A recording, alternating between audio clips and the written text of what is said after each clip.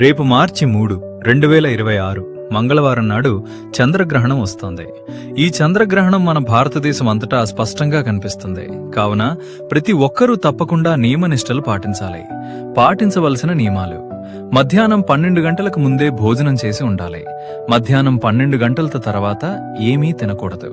గ్రహణం మధ్యాహ్నం 3 గంటలకు ప్రారంభమవుతుంది మరియు సాయంత్రం 7 గంటలకు ముగుస్తుంది. మన భారతదేశంలో సాయంత్రం 6 గంటల నుండి 7 గంటల వరకు గ్రహణం స్పష్టంగా కనిపిస్తుంది.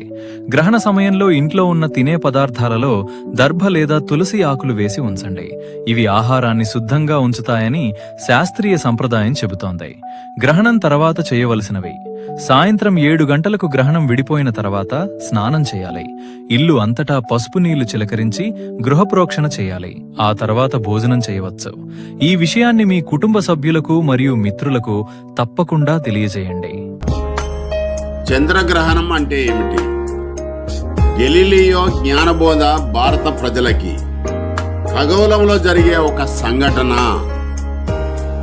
చంద్రగ్రహణం భూమి నీడ చంద్రునిపై పడుతుంది. అదే చంద్రగ్రహణం నిలబడి ఉన్న నీ నీడ భూమిపై పడదా? అంతే.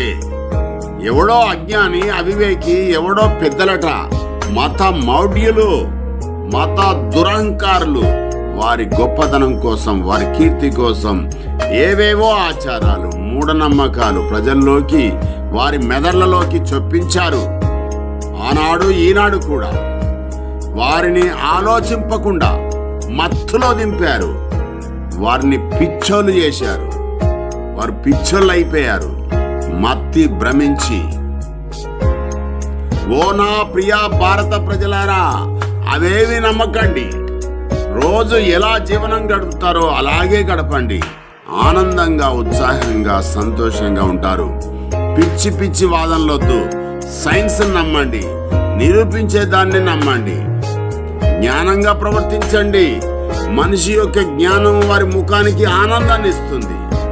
మత దురహంకారులకి, శాస్త్రీయ దృక్పథానికి యుద్ధం జరుగుతుంది నేడు.